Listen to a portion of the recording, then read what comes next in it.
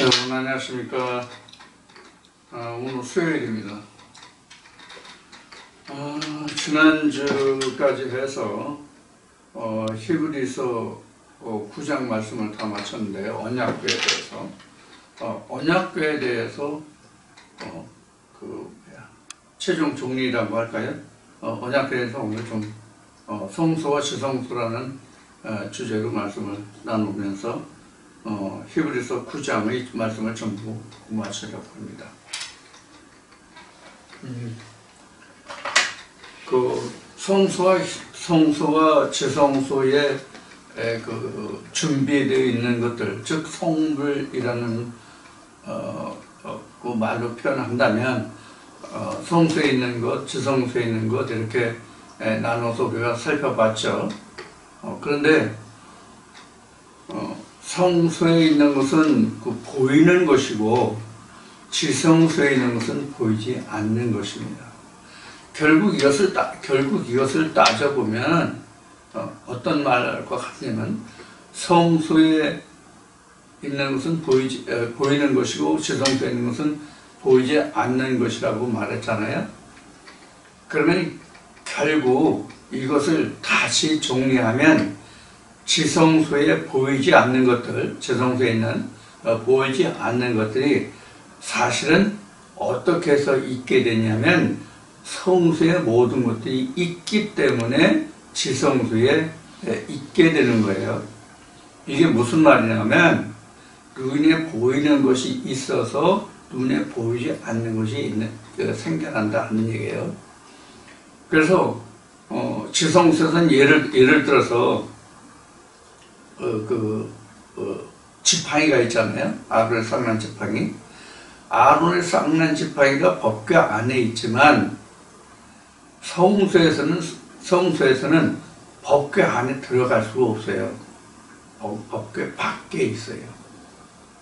이런 것들이 이제 예를 들면 바로 그런 거란 말이에요. 만나도 법궤 안에 들어갈 수가 없는 거고요. 이런 것들이 이제 우리가 히브리 9장에서 보면서 이제 우리가 깨달을 수 있는 거예요. 그리고 성소라는 것은 히브리서 9장에서 제가 별도로 언급은 안 했지만 성소가 어떤 의미냐면 율법의 의미예요. 율법, 표면적인 것의 의미예요. 그리고 지성소는 진리, 믿음에 관한 거예요. 그래서 히브리서 그 9장에서 이제 법궤, 언약궤라는 것을 통해서 성소와 지성소에 어떤 것들이 빛이 되어 있는가, 어떤 것들이 있는가로 이제 히브리 기자가 9장에서 언약궤를 중심으로 해서 이제 그 언급하고 있잖아요. 그런데 이게 성경의 모든 말씀들로 보면 많은 말씀들이 증거해 있는 그런 그 말씀들로 보면 이것을 그 로마서 말씀으로 정의한다면 그 로마서 7장에서 그 사도 바울이 증거하고 있는 바와 같이 그 죄의 법과 생명의 법이 나오잖아요. 그래서 죄의 법이 바로 성소에 관한 하나님을 섬기는 예법이라고 하는 것이고 그 생명의 법이 바로 지성소의 말씀을 의미하는 거예요. 자, 그래서 결국은 따지면 하나님 나라를 우리에게 어떻게 보여줬느냐 하는 거예요. 이게 창세기 그 1장에서는 그 하늘과 성소가 하늘이죠. 하늘로 되어 있고, 그 다음에 지성소는 위의 물로 되어 있죠. 이 위의 물이 지금 신약에서 그 예수 그리스도가 나타내고 증거한 말씀으로 보면 이게 지성소란 말이에요. 이 지성소를 물론 보여주기는 하나님이 모세에게 보여주셔서 성막을 그렇게 지었고 훗날 성전이 되고 이게 에스겔서에서 에스겔 성전이 되고 이것이 신약에 와서 이제 예수가 말하는 이미 언급한 히브리서 9장에서 언급한 바와 같이 지성소로 예수가 되고 이렇게 되는 거죠. 그래서 결국은 이것은 성소하면 모세, 지성소하면 예수 이렇게 된다라는 것까지 여러분들과 함께 말씀을 나누었습니다. 그래서 결국 우리가 이 성소다 지성소다 하는 것은 하나님의 모든 말씀이 표면적인 것에서 이면적인 것으로 옮겨간다. 이렇게 우리가 말할 수 있겠죠. 그래서 하나님의 것은 일단 모든 것이 표면적인 거예요. 표면적인 거예요. 표면적인 것이 없이는 이면적인 것이 없단 말이에요. 우리가 늘 그 말씀을 드리지만 바로 표면적인 것이 없으면 이면적인 것이 없어요. 그런데 사실 우리가 따지면은 성경에서 보이는 것이 먼저가 아니라고 성경은 증거하고 있어요. 보이지 않는 것이 그 실상이라고 말하고 있어요. 이것이 가장 대표적인 것이 방금 여러분들에게 말씀을 드린 히브리서 1장 믿음에 관해서 증거한 것이 바로 그렇죠. 믿음은 보이는 것이 아니라 보이지 않는 것이 실상이다. 따지고 보면 우리가 성적이 만들어진다, 아니면 법궤가 만들어진다. 가장 대표적인, 가장 쉽게 얘기하면 법궤가 만들어져 있기 때문에, 법궤가 있기 때문에 성막이 지었잖아요.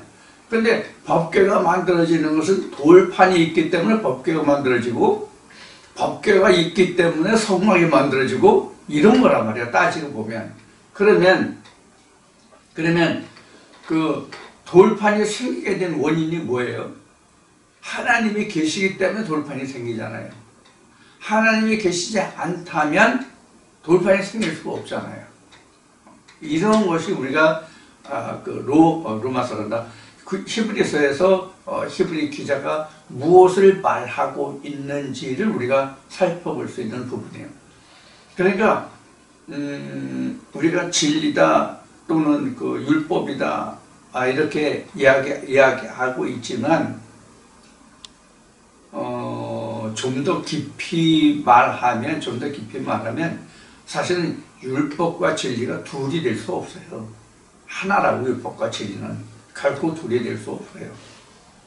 둘이 될 수 없는데 결국 하나인데 우리가 왜 이것을 둘로 우리가 성소와 지성소로 이렇게 나타내느냐 하는 것을 우리가 이제 생각을 해보면, 또 지금 이거 둘이 하나다, 결코 둘이 될 수 없다, 이 이야기도 했죠. 둘이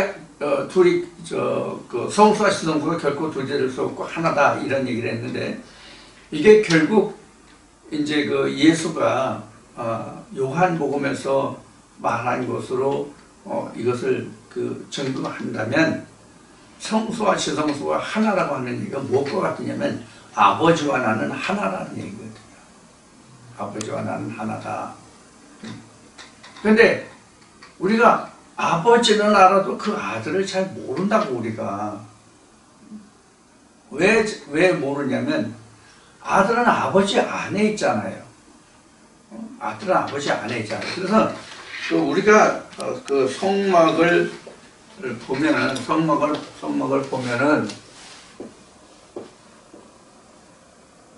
크게 보면 이렇게 봐야 돼요. 이렇게 둘르고. 이게 이제 의미를 보면 여러 가지도 있고, 이제 이렇게 나로 봐도 사람으로, 각자 한 사람으로 봐도 되고, 성막으로 봐도 되고, 이런데, 이게 이제 이 전체가 아버지란 말이에요. 이 전체가 아버지. 즉, 성경이라고. 성경이라는 얘기는 요한복음 1장 1절을 통해서 이제 성경이 아버지라고 얘기하는 거예요. 그러면 아버지 속에는 뭐가 있냐면 아들이 있단 말이에요. 아버지 속에는 아들이. 이 전체가 아버지라면, 이 전체가 아버지라면 아버지 안에 아들이 있다고요. 아들이 있는데 이 아들을 처음부터 알지 못해. 이런 뜻이 된단 말이에요, 성경이. 그래서 이 아들이 있다는 것을 맨 처음에 드러내는 것이 뭐냐면 돌비예요.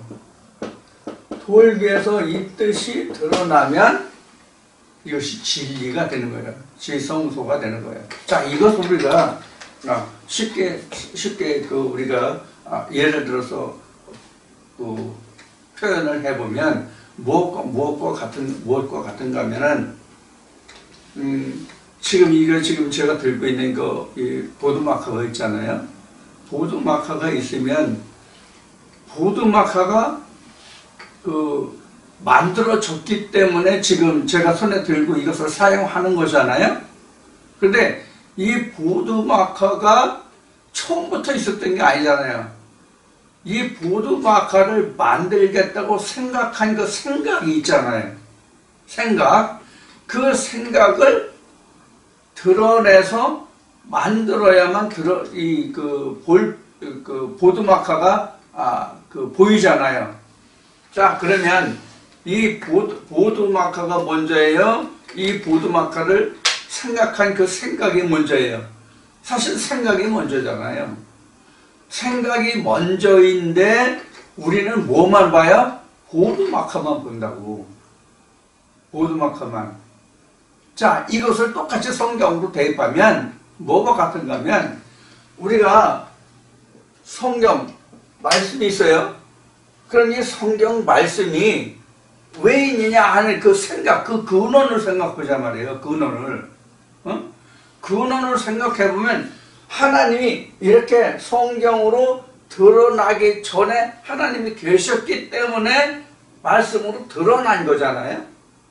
그럼 이것을 다시 뒤집으면 이 말씀이 있게 된 그 안에 그 그 시작이 뭐냐, 그것이 진짜라는 얘기예요. 그게 지성소예요. 뭘 이야기하고자 하는지 여러분들 이해하셨나요? 그런 그 의미가 들어있는 것이 바로 성소와 지성소예요. 그래서 우리는 지금 모세를 통해서 돌비를 주고 돌비가 있기 때문에 언약궤를 만들고 언약궤가 있기 때문에 성막을 만들고 이런 과정을 거치잖아요. 그러면은 이 말씀이 즉 하나님이 계셨기 때문에 이 말씀이 모세에게 돌판에 주어졌잖아요. 그러면 이 돌판에 새겨진 그 말씀의 시작, 그러니까 드러나기 전에 그 상태 있잖아요. 드러나기 전의 상태가, 즉 모세가 돌비로 받기 전의 상태가 지금 제가 얘기한 생각의 차원이란 말이에요. 생각의 단계란 말이에요. 그러니까 우리는 다시 드러난 것을 통해서 이것이 있게 된 그 근본이 뭐냐, 시작이 뭐냐, 그것을 찾아가는 게 진리예요. 그것을 찾아서 각자 내 마음에 집어넣는 거예요. 그러니까 보이는 것으로 나타났지만 보이지 않는 것이 있었기 때문에 있다는 뜻이잖아요. 그러니까 처음에 보이는 것으로 나타나기 전에 것을 아는 것이 참이다, 그런 얘기예요. 그런데 우리는 보이는 것만 가지고 이렇다 저렇다라고 우리가 말씀을 듣고 공부하잖아요. 이것을 정리한 것이 뭐냐면 히브리서 11장 1절의 말씀이에요. 믿음이 뭐냐라고 정의한 말씀이라고.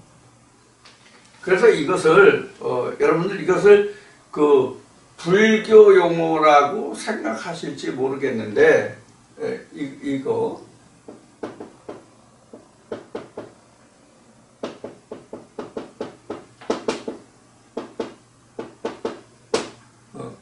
색즉시공 공 거꾸로 하면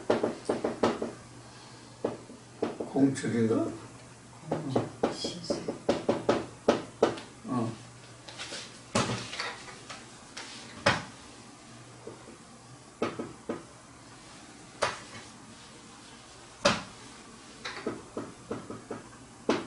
이렇게 써야 맞을 것 같은데? 공적시생. 이 적자가 이건지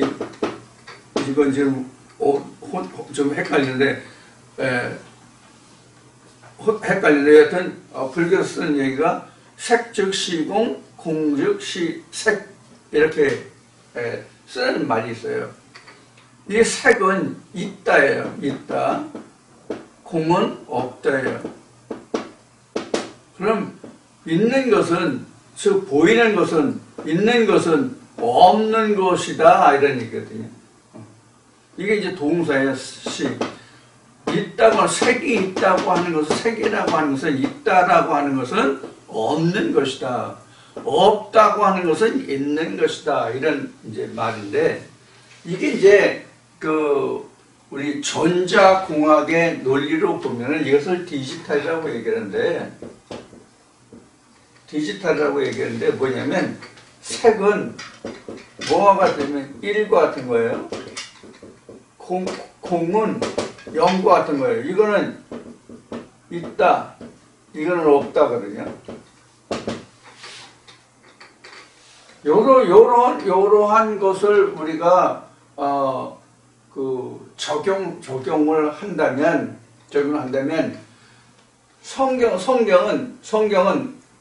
성경이란다. 모든 세상은 색과 공으로 되어 있단 말이에요. 즉 보이는 것과 보이지 않는 것으로 되어 있단 말이에요. 그러면 우리는 보이지 않는 것이 더 많아요? 보이는 것이 더 많아요? 보이지 않는 것이 훨씬 더 많아요. 무수히 많아요. 엄청 많아요. 그래서 우리가 눈에 안 보이면 우리가 인간의 일반적인 생각으로는 없다라고 말하잖아요. 없다라고 말한다고. 즉 우리 인간의 눈으로 관측되지 않는 것, 눈으로 보고 그 시각을 이용해서 눈에 들어오지 않는 것, 시각에 들어오지 않는 것, 이것은 우리가 없다라고 얘기하잖아요. 없다라고 얘기하잖아요. 그럼 없지는 않잖아요. 한 예를 들면 우리가 보이진 않지만 모든 지구촌에 있는 생명체들이 모두가 호흡을 하잖아요. 동물은 산소를 들이키고 탄산가스를 배출을 하잖아요. 식물은 거꾸로지만. 그래서 동물과 식물이 산소와 탄산을 이렇게 맞교환한다고 볼 수 있는 거잖아요. 그래서 서로가 서로를 정화하고 서로가 공생한다고 할까? 그런 거라고 그래. 그러면 공생이고 뭐 이것을 이야기하고자 하는 것이 아니라 우리가 공기가 보이지 않지만 우리는 공기가 있음을 알잖아요. 이와 같은 거란 말이에요. 그런데 공기 중에는 산소만 있는 것이 아니라 무수한 물질들이 이 세상에 있단 말이에요. 자, 또 하나, 구름은 보이지만 거기에 비는 안 보이잖아요. 구름은 보이지만 비는 안 보이잖아요. 그런데 실제로 구름을 통해서 우리가 비나 눈을 우리가 겪고 살잖아요. 이와 같은 거예요. 그래서 보이지 않는다고 해서 아무것도 없다는 뜻이 아니란 말이에요. 성경이 마치 이와 같아요. 그래서 성경 속에 들어있는 우리 인간의 눈으로 문자를 통해서 읽고 볼 수 있는 이 문자 속에 들어있는 정보를 캐내는 것이 곧 지성소의 말씀이 되는 거예요. 보는 것을 그대로 보면 이건 성소가 되는 것이고, 보는 것을 통해서 보이지 않는 것을 보면 그것은 지성소의 것이란 말이에요. 그래서 앞에 성소와 지성소는 같은 것이다 라고 말한 것이 바로 뭐냐면, 성경 본문에 이 문자 속에 글자 속에 들어있는 것에서 그것을 찾아내지 못하면 지성소에도 없는 것이다 그런 얘기예요. 즉 모르는 것이죠. 깨닫지 못한 것이다 그런 얘기죠. 그래서 이것을 좀 더 지금 말씀드린 대로 좀 더 쉽게 표현하면, 깨달은 것은 지성소고 깨닫지 못한 것은 내가 보지 못한 거기 때문에 성소에도 사실은 없는 거가 되는 거예요. 따지고 보면 우리가 본문을 보지만 본문 속에서 깨닫지 못한 것은 사실은 성수에도 없고 지성수에도 없는 거다 그런 얘기예요. 이게 무슨 얘기 이런 거예요. 또 이렇게 하면 또 이제 항상 내가 그 마음에 깨름직하게 생각하고 하는 것이 뭐냐면 꼭 이런 말씀을 증거하다 보면 신학 얘기를 하게 되잖아요. 신학 얘기를 많이 하게 되는데 이렇게 되면 또 신학을 비판하는 거가 되기 때문에 하는 얘기예요. 자, 신학을 하지 않으면 우리가 하나님 말씀을 증거할 수 없다라고 생각하는 것이 일반적인 생각이죠. 교회 다니는 사람들이나 교회 다니지 않는 일반 세상 사람들이나 일반적인 생각은 신학을 해서 성경을 공부해야만 우리가 하나님을 안다 이렇게 우리가 생각하잖아요. 그런데 저나 여러분이나 지금까지 겪어온 바나 또 현재 교계를 돌아가는 것을 보면은 신학을 한 사람이나 안 한 사람은 사실 성경을 보는 차이가 뭐가 있어요? 아무것도 없어요. 사실은 제가 보기에는 아무것도 없어요. 이런 견제에서 보면은 성소나 지성소가 똑같이 없어요. 이게 무슨 얘기를 하고자 하냐면 성소나 지성소나 똑같다고 제가 말씀을 드렸잖아요. 성소가 지성소가 똑같다는 것은 진리 안에 들어와서 지성소의 말씀을 아는 사람은 성소와 지성소가 똑같은데 지성소가 없는 사람에게 있어서는 성소와 지성소에 있는 것이 같을 수도 없고 아예 있지도 않다라고 말씀을 드리는 거예요.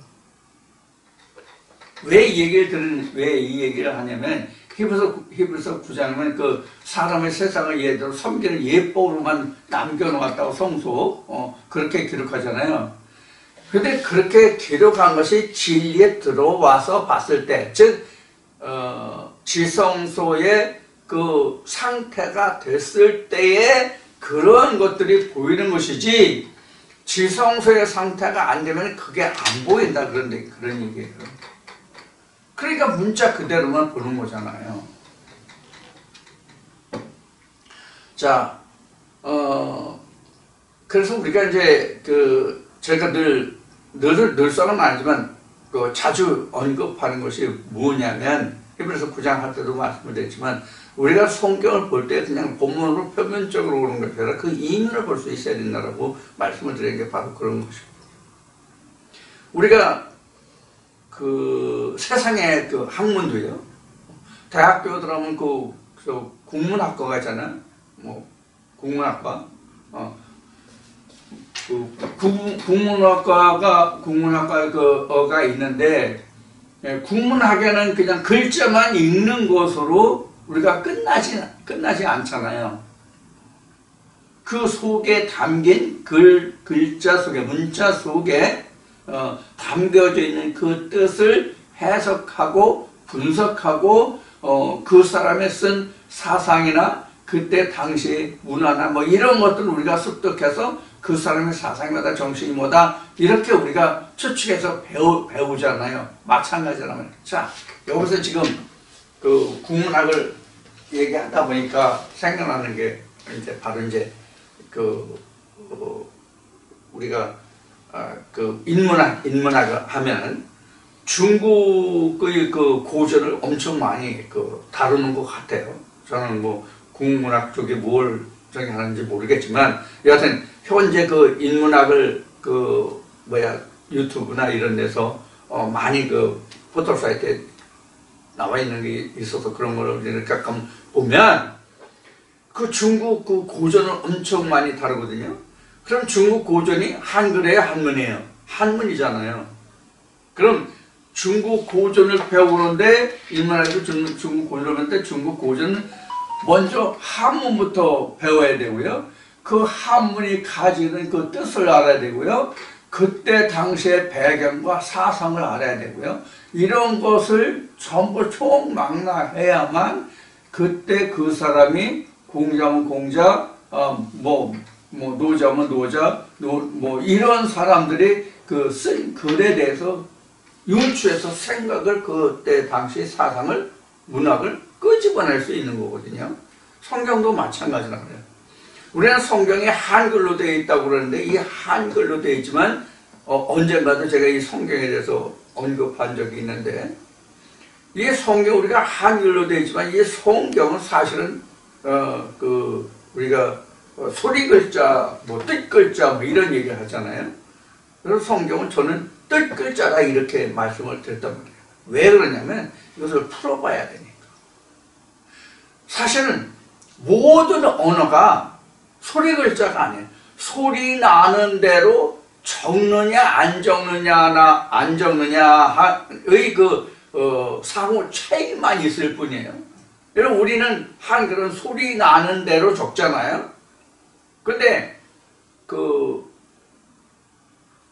영어나 특히 중국어 같은 거 한자 같은 경우는 소리 나는 대로 적지 않는단 말이에요. 물론 자기네들은 소리 나는 대로 적는다라고 말할 수 있겠지만은 왜냐면 지금 이런 거나 공이나 이런 건 이것도 뭐 스 발음이 나고 이것도 스 발음이 이제 억양이 다르죠. 이건 이제 꿍 이렇게 발음하면 돼요. 그럼 이게 우리 소리 나는 대로 적는다면 우리 같이 그냥 적어야 되네. 걔네도 그렇지 않단 말이에요. 그러니까 영어나 이런 단어들을 발음하는 거 보면 사람마다 읽는 발음이라고 그럴까? 이런 게 사람마다 좀 틀리잖아요. 근데 한글 같은 경우에는 읽는 사람마다 소리가 다 똑같잖아요. 그러면 우리 한글도 그러면 읽는다고 해서 그 뜻이 다 바로 드러나나요? 아니잖아요. 소리 나는 대로 적을 뿐이지 그 적은 것이 바로 뜻은 아니란 말이에요. 그래서 모든 글자는 사실 그 글자가 함의하는 뜻을 가지고 있단 말이에요. 그래서 우리는 성경이 특히 그 뜻의 깊이가 깊고 오묘하다 이렇게 말할 수 있는 것이죠. 이 깊고 오묘한 말씀을 우리가 캐내야 되기 때문에 그 캐낸 것이 바로 우리가 지성소에 있는 말씀이다. 이렇게 언약되어 있는 말씀이다. 이렇게 얘기하는 거예요. 자, 성경이 깊고 오묘하다라고 성경이 증거한 것을 우리가 보면 어디를 볼 수 있냐면 요한복음 4장에 예수와 사마리아인이 만나가지고 우물을 얘기할 때 이 우물이 깊은데 이런 말이 나오죠. 사마리아인이. 이 깊다는 뜻이 바로 말씀이 그렇게 깊다는 뜻이란 말이에요. 표면적 율법으로 해도 그렇게 깊다는 뜻을 가지고 있단 말이에요. 그래서 예수가 니고데모하고 거듭남에 관해서 이야기를 나눈 요한복음 3장의 말씀을 보면은 내가 이스라엘 선생으로서 이러한 말 뜻도 알지 못하느냐. 이게 이제 거듭남이지만 그럼 네가 이스라엘 선생으로서 거듭남에 대해서 알지 못하는데 네가 이스라엘 선생이 어떻게 네가 이스라엘 선생이냐. 이제 이런 의도가 거기에 이제 담겨 있는 것이거든요. 이와 같이 우리가 그 말을 하면서 예수가 세상의 것으로도 해도 너희가 다 듣지 못하는데 하물며 하늘의 것을 말하면 너희가 듣겠냐 이런 거라는데 그래서 근데 성령이 임의를 볼 때 어디서 시작해서 어디로 오고 가는지 너희가 모른다라고 이렇게 표현하고 있는 거예요. 성령은 바랄 것 같다. 이렇게 이제 표현하고 있는 거란 말이에요. 그러니까 우리는 너희가 바람을 잡으려는 거냐 꿈에 뭘 먹어도 깨어나면 배고프겠고 이런 말씀도 있지만 우리는 사실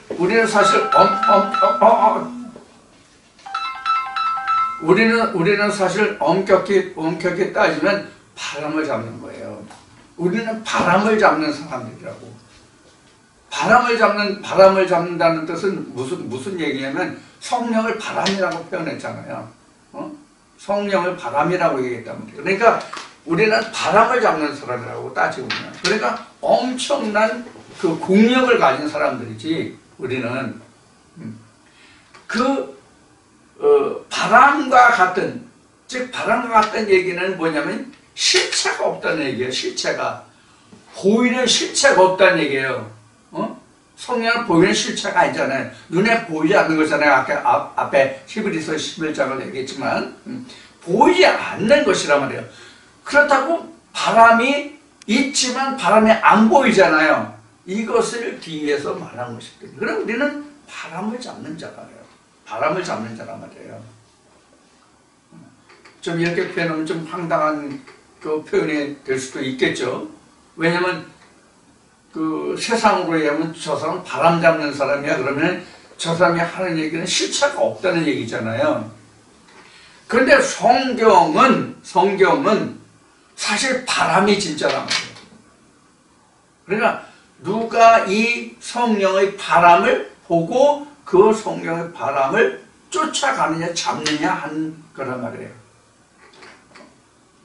이게 이제 그 철학적으로 얘기하면 이제 형이 상학, 형이 하학 뭐 이렇게 이제 이야기할 수가 있는데 철학 용어로 하면 그렇게 변할 수 있는데 우리가 보이는 것은 지금 이 시간에 히브리서 11장을 그 많이 했는데 우리가 보이는 것으로 한다면 여러분들이 믿음에 대해서 신앙에서 고생할 필요가 없어요. 사실은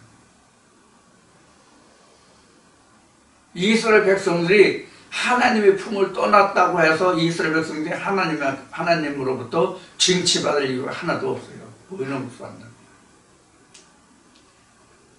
그것이 이제 그 말라기서에 잘 기록이 되어 있지만, 자 그렇기 때문에 우리가 지금 이 성소와 지성소에 대해서 우리가 알고 이 성소와 지성소를 구별해내고 성소와 지성소가 어떤 관계에 있고 성소와 지성소가 무엇을 의미한다 하는 것을 안다고 하는 것은 사실 성경이 다 풀어준 거예요. 성경이 풀어준 거예요. 그러면 다시 이제 말씀을 정리해 나가면 앞에 성소와 지성소는 같은 것이라고 얘기했죠. 성소와 지성소는 같은 것인데 성소와 지성소가 같은 것을 안다는 것은 성소와 지성소가 같다는 것을 안다는 것은 뭐가 같다고 그랬어요? 말씀을 깨달은 것이다. 이렇게 말씀을 드렸죠. 그래서 성소에 있는 것이어야만 지성소에도 있을 수 있는 거예요. 성소에 없는 것이 지성소에 있을 수가 없어요. 있으면 안 돼요. 절대로. 이것은 무슨 얘기냐면 본문에 없는 것이 드러날 수 있는 것이 없단 말이에요. 본문에 없으면 드러나지 않는단 말이에요. 그런 얘기예요. 그렇게 해서 성소와 지성소가 지난주에 말씀을 드렸듯이 성소와 지성소가 완전히 관통됐다고 하는 것은 이렇게 관통됐다고 하는 것은 성소와 지성소가 이렇게 관통됐다는 것은 이것은 요한계시록에서는 유리바다라고 한다라고 말씀을 드렸잖아요. 유리바다라고 하는 뜻이 뭐냐 하면 앞에도 요한복음 14장에 아버지와 나는 하나라고 한 예수님 말씀을 들었잖아요. 자, 그 말씀에 빌면 이 성경이 곧 하나님이고 예수다. 이런 얘기란 말이에요. 그러면 성소와 지성소에 결국 우리가 뭐가 있어요? 결국 이 말씀뿐이 없는 거예요. 결국은 이 말씀뿐이 없는데 뭐 거기에다 아브라함 쌍난 지팡이도 있고 그 만나를 담은 금 항아리도 있고 비석들도 있고 이렇게 다 돼 있잖아요. 그게 결국은 다 말씀 외에는 다른 것이 없다는 뜻이에요. 그것이 우회적으로 표현해서 이것을 설명한 것인데, 그럼 왜 만나를 담은 금 항아리냐 하면은 만나가 하늘에서 내려온 말씀이잖아요. 그리고 하나님은 또 쓴 금이라고 그랬잖아요. 그래서 이제 만나를 담은 금 항아리예요. 즉 예수가 말씀으로 금으로 변하지 않는 생명 말씀으로 변화되어 있다는 얘기예요. 그게 이제 만나려면 금항아래예요. 그리고 아론의 쌍난 지팡이를 하나 설명을 드리면, 이 말씀이 우리에게 열매를 주지 못했잖아요. 어느 때까지는 우리가 성막에서 이 본문으로 보고 이것을 해석하지 못할 때, 깨닫지 못할 때는 여기서 생명의 열매가 맺히지 않잖아요. 그럼 죽은 거잖아요. 그런데 이 말씀을 깨달아서 거기서 답을 달게 되면 그게 아론의 쌍난 지팡이가 되는 거예요. 결국은 그 아론의 쌍난 지팡이라는 것은 그럼 무엇과 같으냐면 만나를 담은 금항아래예요. 똑같이. 그것들이 어디에 있어요? 하나님의 말씀을 새긴 돌비가 되잖아요. 내 마음 안에 있잖아요. 결국 다 하나라고요. 많은 것들을 열고 하고 있지만 하나라고요. 언약궤도 하나, 돌비도 하나, 만나도 하나, 뭐 지팡이도 아는 쌍난 지팡이도 하나, 말씀이라고 다 말씀이라고 다. 그래서 성소와 지성소가 같다는 얘기예요. 모세에게 하나님이 보이셔가지고 성막을 지키게 한 건 그렇지만은, 그것은 우리가 이것을 다시 사도 바울이 증거한 말로는, 아들일지라도 어렸을 때는 청지기 아래 둔다고 되어 있잖아요. 그러니까 율법은 청지기일 뿐이야. 청지기가 진리로 깨달아지면 청지기가 주인이 되는 거예요. 즉 말씀이 주인이 되는 거고, 말씀 자체가. 청지기가 따로 있는 것이 아니라. 이런 관계를 설명하고 증거한 것이 바로 히브리서 9장의 말씀이에요. 히브리서 9장의 말씀은 지금 이 시간 한 30분 정도 그 말씀을 나눈 것 같은데, 지금 증거한 이 모든 것들이 히브리서 9장에는 요약했다고 그럴까? 지박했다고 그럴까? 이렇게 해서 기록한 것이라면, 이 모든 말씀들이 창세기에서 요한계시록까지 있는 말씀들을 집약적으로 표현한 것뿐이에요. 집약적으로 표현한 것뿐이에요. 그러니까 지금 제가 열거해드린 그 많은 말씀들이 있잖아요. 지금 언약궤에 대해서. 자, 이와 같이 우리가 하나의 말씀을 낱낱이 살펴서 자세하게 풀어서 지지난주에 사도행전에서 우리가 말씀을 봤던 것이, 그래서 우리가 본문으로만 공부해서 하는 것이 아니라 하나의 말씀을 상세히 풀어서 그 답을 얻은 그것이 곧 우리가 지성소에 이제 보관되는 하나의 말씀, 이것이 된단 말이에요. 그러면 여기서 우리가 한 가지 더 우리가 살펴본다면, 모든 인간에게는 지성소가 처음부터 있는 게 아니에요. 지성소가 없어요, 아예. 지성소가 없다. 즉 깨달아진 말씀이 없다. 그래서 성경은 모든 인간이 하나님 앞엔 죽었다라고 기록하고 있는 거예요. 그래서 그걸 하나님은 죄로 얘기했단 말이에요. 즉 생명과를 먹지 못한 것으로 창세기 3장에서 기록하고 있잖아요. 그 관계예요. 그러니까 지성소에 지난주에 말씀을 해서 지성소에 아론은 1년에 1차씩뿐이 못 들어갔잖아요. 근데 모세는 수시로 드나들 수 있었잖아요. 우리도 수시로 이 말씀을, 본문을 통해서 수시로 언제든지 이 말씀을 대할 때마다 그 말씀이 풀려진 말씀으로 내게 다가온다면 그 말씀이 지성소의 말씀이에요. 그 말씀이. 그러면 성소가 지성소가 되는 거고, 성소가 지성소가 되는 거고, 성소가 지성소가 되는 거고, 이거의 무한 반복이죠. 무슨 뜻인지 아시죠? 그러나 본문이 있던 말씀이 문자로만 있는 말씀을 보고 전에는 깨닫지 못했는데 이제는 깨달아지면, 말씀이 이 말씀 저 말씀 볼 때 짝이 되고 그 말씀이 깨달아지면 그 말씀은 지성스러운 말씀이라고. 그게 그때서부터 지성소가 지어지는 거지, 지성소가 모세의 장막에는 지성소가 처음부터 있었잖아요. 그런데 현재 우리에겐 지성소가 처음부터 있는 것이 아니라 지성소가 조금씩 조금씩 지어져 간다, 이런 얘기를 하는 거예요. 지금 제가 말씀드리는 거는 이것을 다른 말씀으로 비교하면 너희가 지경을 넓혀라 하는 말씀이라고. 이게 지경을 넓혀라. 근데 이게 지경을 넓혀라 하니까 교회가 자기 어느 교회가 있으면 그 교회가 여기도 있고 저기도 있고 쉬운 예로 지교회, 지교회, 이렇게 많은 교회, 이것을 우리가 지경을 넓혀라, 이렇게 말하고 생각하고 전할 수도 있고 말할 수도 있는데, 그거 아니에요. 지경은 하나님 나라의 확장을 얘기하는 거예요.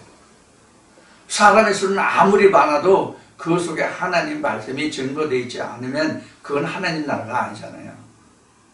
이런 것을 여러분과 함께 나누면서, 이제는 언약궤와 성소와 지성소가 뭐다, 왜 성소와 지성소가 같은 것이라고 말하느냐, 우리에게 왜 처음부터 그러면은 지성소가 없다고 말하냐, 모세의 장막에는 지성소가 있는데, 이렇게 말씀을 드렸잖아요. 이런 내용들이 무엇을 말하는지를 여러분들이 잘 이 말씀을 통해서 좀 깊이 있게 깨달으셔서, 이제 증거되는 모든 말씀들, 그리고 그동안 증거됐던 그 말씀들을 통해서 여러분들이 이 말씀을 상고하시고 말씀을 들으실 때에 그 말씀들이 성소가 지성소가 되고 성소가 지성소가 되고 이런 관계를 여러분들이 체유를 한다고 할까, 이루어진다고 할까, 성취된다고 할까, 그런 말씀이 되기를 바라는 마음에서 오늘 그 언약궤에 대해서 정리편으로 정리한다는 그런 마음으로 성소와 지성소에 관해서 말씀을 나눴습니다. 우리가 지성소가 없기 때문에 지성소를 만드는 것이 바로 하나님이 우리에게 요구하시는 바, 우리가 믿음을 왜 가져야 되는지에 관해서, 왜 하나님이 천지를 창조하셨다고 하는 그 천지 창조의 결국이 무엇인지에 관해서의 그 결론이 곧 이 성소와 지성소의 관계예요. 그래서 이제 이 말씀을 여러분들과 함께 나눴으니까 이 말씀을 참고하시고 많은 은혜와 생명의 말씀이 되기를 바라고요. 여러분들 마음속에 항상 성소와 지성소의 관계가 살아 움직이고 역사되는 그런 말씀이 되기를 바라고, 이제 오늘 이 말씀을 이제 끝으로 이사야도 잠시 적고 성경 기초도 잠시 적고, 여러분들과 그 약속한 대로 다음 주일부터는 창세기 말씀을 여러분들과 함께 나누기로 하겠습니다. 그래서 창세기 3장이 끝나면 다시 이사야 36장부터 시작하고, 그 성경 기초에 관해서도 말씀이 더 필요한 것이 있으면 나누도록 그렇게 하겠습니다. 자, 오늘은 여기서 마치고 주일날 다시 뵙겠습니다. 감사합니다.